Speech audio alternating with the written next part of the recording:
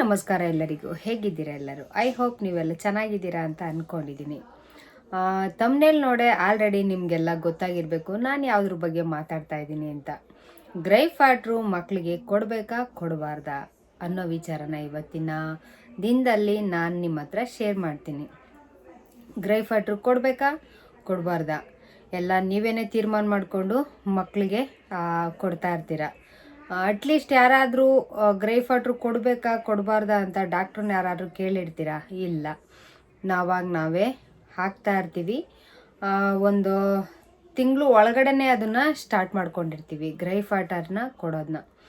ಅವಾಗೆಲ್ಲ ನೋಡಿರ್ಬೋದು ಒಂದು ಅಡ್ವರ್ಟೈಸ್ ಬರೋದು, ಮಗು ಯಾಕೆ ಅಳ್ತಾ ಇದೆ, ವುಡ್ವರ್ಡ್ಸ್ ಕೊಡಿ, ಮಗು ಅಳಲ್ಲ ಅಂತ. ಮಗು ಅಳಲ್ಲ ಅಂದರೆ ಏನು ರೀಸನ್ನು? ಮಗುಗೆ ಏನೋ ಪೇಯ್ನ್ ಆಗ್ತಾ ಇದೆ, ನೀವು ಅದನ್ನು ಕೊಟ್ಟು ಮಲಗಿಸಿ ಅನ್ನೋ ರೀತಿ ಅದು ಆಗೋಯ್ತು.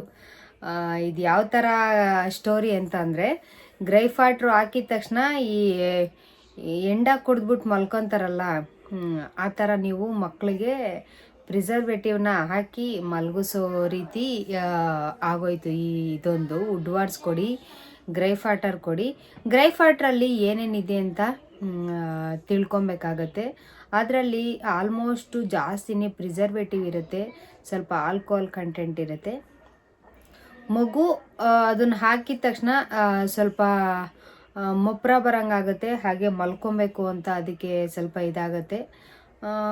ಹೊಟ್ಟೆ ನೋವು ಬರೋದು, ನೀವು ಹೊಟ್ಟೆ ನೋವು ಬಂದಾಗ ಗ್ರೈಪ್ ವಾಟ್ರನ್ನ ಹಾಕೋದಕ್ಕೆ ಹೋಗಬೇಡಿ. ಇವಾಗಲಿಂದಲೇ ನಾವು ಪ್ರಿಸರ್ವೇಟಿವ್ನ ಹಾಕ್ತಾ ಇದ್ದೀವಿ ಅಂತ ಅಂದರೆ ಅರ್ಥ ಮುಂದಕ್ಕೆ ಸ್ವಲ್ಪ ಪ್ರಾಬ್ಲಮ್ ಆಗುತ್ತೆ.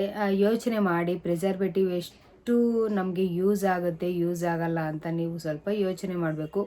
ಆಲ್ಮೋಸ್ಟ್ ಇವಾಗ ಪ್ರಿಸರ್ವೇಟಿವ್ ತಿಂದ್ರೇನೆ ಹಂಗಾಗುತ್ತೆ ಹಿಂಗಾಗುತ್ತೆ ಅಂತ ಹೇಳೋ ಅಂಥ ಕಾಲದಲ್ಲಿ ನಾವು ಹಾಗೆ ಹುಟ್ಟಿರೋ ಮಕ್ಕಳಿಗೆ ನಾವು ಪ್ರಿಸರ್ವೇಟಿವ್ನ ಬಳಸ್ತಾ ಇದ್ದೀವಿ ಅಂತ ಅಂದರೆ ನಾವು ಸ್ವಲ್ಪ ಯೋಚನೆ ಮಾಡಬೇಕು. ಹಾಗೆ ನೀವು ಮಕ್ಕಳಿಗೆ ಹೊಟ್ಟೆ ನೋವು ಬಂದಾಗ, ಇಲ್ಲ ನೀವು ಮಕ್ಕಳು ಬಾತ್ರೂಮ್ಗೆ ಹೋಗ್ತಾ ಇಲ್ಲ ಅಂತ ಅಂದಾಗ, ಖಂಡಿತವಾಗ್ಲೂ ಎಣ್ಣೆನ ಮಸಾಜ್ ಮಾಡಿ. ಹರಳೆಣ್ಣೆ ಇರುತ್ತಲ್ಲ, ಎಲ್ಲರ ಮನೆಯಲ್ಲೂ ಆಲ್ಮೋಸ್ಟು ಹರಳೆಣ್ಣೆ, ಕೊಬ್ಬರಿ ಎಣ್ಣೆ ಎಲ್ಲರ ಮನೆಯಲ್ಲೂ ಇರುತ್ತೆ. ಹರಳೆಣ್ಣೆನ ಒಂದು 1/4 kg ಅರ್ಧ kg ಡಬ್ಬಿನ ತಗೊಂಡೋಗಿ ಇಟ್ಕೊಂಡು ಹೊಟ್ಟೆ ಮೇಲೆ ನೀಟಾಗಿ ಮಸಾಜ್ನ ಮಾಡಿ. ಮಗುವಿನ ಹೊಟ್ಟೆ ಮೇಲೆ ಸ್ವಲ್ಪ ಉಗುರು ಬೆಚ್ಚಗೆ ನೀವು ಇದನ್ನು ತಗೊಂಡು ಎಣ್ಣೆನ ಬಿಸಿ ಮಾಡಿಕೊಂಡು, ಸ್ವಲ್ಪ ಉಗುರು ಬೆಚ್ಚಗಿರಬೇಕು. ನೋಡಬೇಕು ನೀವು ನಿಮ್ಮ ಸ್ಕಿನ್ ಯಾವ ಥರ ನಿಮ್ಮ ಸ್ಕಿನ್ನು ತಡೆಯುತ್ತೆ, ಆದರೆ ಮಗು ಸ್ಕಿನ್ನು ತಡೆಯುವಂಥ ಶಕ್ತಿ ಇರಲ್ಲ. ನೀವು ಅದನ್ನು ನೀಟಾಗಿ ಹೊಟ್ಟೆನ ಮಸಾಜ್ ಮಾಡಬೇಕು. ಹೊಟ್ಟೆನ ಮಸಾಜ್ ಮಾಡೋದ್ರಿಂದ ಕೂಡ ಮಗುಗೆ ಹೊಟ್ಟೆ ನೋವು ಏನಿರುತ್ತೋ ಅದು ಕೂಡ ಕಂಟ್ರೋಲ್ ಆಗುತ್ತೆ. ಸ್ವಲ್ಪ ಬಿಸಿ ನೀರ್ದು ಸ್ವಲ್ಪ ಕಾವು, ಮಗು ಎಷ್ಟು ತಡೆಯುತ್ತೋ ನೋಡಿಕೊಂಡು ಬಿಸಿ ನೀರಿನ ಕಾವನ್ನ ಕೊಡ್ತಾ ಬರಬೇಕು. ಈ ರೀತಿ ಹೊಟ್ಟೆಗೆ ನೀಟಾಗಿ ಈ ಥರ ನೀವು ಕೊಡ್ತಾ ಬಂದರೆ ಖಂಡಿತವಾಗ್ಲೂ ಹೊಟ್ಟೆ ನೋವು ಕಂಟ್ರೋಲ್ ಆಗತ್ತೆ. ಹಾಗೆ ನೀವು ತಿನ್ನೋವಂಥ ಪದಾರ್ಥದಲ್ಲಿ ಮಸಾಲೆ ಐಟಮು, ಗ್ಯಾಸ್ಟ್ರಿಕ್ ಐಟಮು ಈ ಥರ ಎಲ್ಲ ನೀವು ಸ್ವಲ್ಪ ಆದಷ್ಟು ಕಂಟ್ರೋಲ್ ಮಾಡಿದ್ರೆ ಕೂಡ ಮಗುಗೆ ಹೊಟ್ಟೆ ನೋವು ಕೂಡ ಬರಲ್ಲ. ಇಷ್ಟು ವಿಚಾರನ ನೀವು ಗಮನದಲ್ಲಿಟ್ಕೊಂಡ್ರೆ ಮಕ್ಕಳಿಗೆ ಪ್ರಿಸರ್ವೇಟಿವ್ನ ಹಾಕೋದನ್ನ ನೀವು ಕೂಡ ತಪ್ಪಿಸ್ಬೋದು. ಈ ವಿಚಾರ ಏನಕ್ಕೆ ಹೇಳಬೇಕು ಅಂತಂದರೆ, ಮುಂಚೆ ಎಲ್ಲ ನಾವೂ ಗ್ರೈಪ್ ವಾಟ್ರು, ಬೋನಿಸನ್ನು ಇದ್ಯಾವ್ಯಾವೋ ಕೆಲವೊಂದು ಬ್ರ್ಯಾಂಡೆಡ್ಗಳು ಇದ್ದಾವೆ. ಅದರಲ್ಲಿ ನಾವು ಸೆಲೆಕ್ಷನ್ ಮಾಡ್ಕೊಂಡಿದ್ದು ಗ್ರೈಪ್ ವಾಟ್ರನ್ನ ಪಾಪುಗೆ ಹಾಕ್ತಾಯಿದ್ದಿದ್ದು. ಅವಾಗೆಲ್ಲ ಹಾಕ್ತಿದ್ವಿ. ಆಮೇಲೆ ನಮ್ಮ ಪಾಪು ಆದಮೇಲೆ ಇವನು ನಮ್ಮ 3ನೇವನು ಪಾಪು ಏನಿದೆಯೋ ಅವನಿಗೆ ನಾನು ಖಂಡಿತವಾಗ್ಲೂ ಇವೆಲ್ಲ ನಾನು ಹಾಕಲಿಲ್ಲ. ಆವಾಗ ಸ್ವಲ್ಪ ಆಲ್ಮೋಸ್ಟ್ ನಮಗೂ ಕೂಡ ಬುದ್ಧಿ ಸ್ವಲ್ಪ ಬಂದಿರೋದ್ರಿಂದ ನಾವು ಕೂಡ ಅದನ್ನು ಅವಾಯ್ಡ್ ಮಾಡಿದ್ವಿ.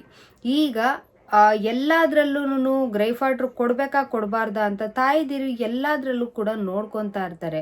ಈ ವಿಚಾರ ನಿಮ್ಗೆ ಆದಷ್ಟು ತಿಳಿದಿರಲಿ ಅನ್ನೋ ಕಾರಣಕ್ಕೆ ಈ ವಿಚಾರನ ಹೇಳಿದ್ದು.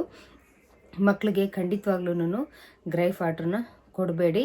ನೀವು ಕೊಡಲೇಬೇಕು ಅಂತ ಅಂದರೆ ಡಾಕ್ಟ್ರು ಸಜೆಷನ್ನ ತಿಳ್ಕೊಳ್ಳಿ. ನೀವು ಕೊಡಬೇಕಾ ಕೊಡಬಾರ್ದಾ ಅಂತ ಕೇಳಿ. ನನ್ನ ಪ್ರಕಾರ ಗ್ರೈಪ್ ವಾಟ್ರು ತುಂಬಾ ಒಳ್ಳೆಯದಲ್ಲ. ಆಲ್ಮೋಸ್ಟ್ ನಿಮ್ಮ ಡಾಕ್ಟರ್ ಸಜೆಷನ್ ಇದ್ದರೆ ಮಾತ್ರ ಕೊಡಿ. ಹಾಗೆ ನೀವೇನೇ ಡಾಕ್ಟ್ರಾಗಿ ಮನೆಯಲ್ಲಿ ಖಂಡಿತವಾಗ್ಲೂ ಈ ಥರ ಮಾಡೋದಕ್ಕೆ ಹೋಗಬೇಡಿ. ಮಕ್ಕಳನ್ನ ನಾವು ಯಾವ ರೀತಿ ಬೆಳೆಸ್ತೀವಿ, ಯಾವ ರೀತಿ ಏನು ಮಾಡ್ತೀವಿ ಅನ್ನೋದು ಗೊತ್ತಿರುತ್ತೆ. ಅದ್ರ ಮೇಲೆ ಡಿಪೆಂಡ್ ಆಗ್ತಾ ಹೋಗುತ್ತೆ. ಮುಂಚೆ ಎಲ್ಲ ಹೇಳ್ದಂಗೆ ಫಸ್ಟೆಲ್ಲ ನಾನು ತುಂಬ ಚಿಕ್ಕ ಹುಡುಗರಲ್ಲಿ ಹೇಳೋರು ಹರಳೆಣ್ಣೆನ ನಮಗೂ ಕೂಡ ನಮ್ಮ ಅಜ್ಜಿ ಇದರಲ್ಲೆಲ್ಲ ನಮಗೆ ಹರಳೆಣ್ಣೆನ ಕೊಡೋರಂತೆ ಮಗುಗೆ. ಅವಾಗೆಲ್ಲ ಹರಳೆಣ್ಣೆ ಹಾಕ್ತಾಯಿದ್ರು. ಬಟ್ ನೀವೆಲ್ಲ ಅಂಥ ಸಾಹಸ ಎಲ್ಲ ಮಾಡೋಕ್ಕೆ ಹೋಗಬೇಡಿ.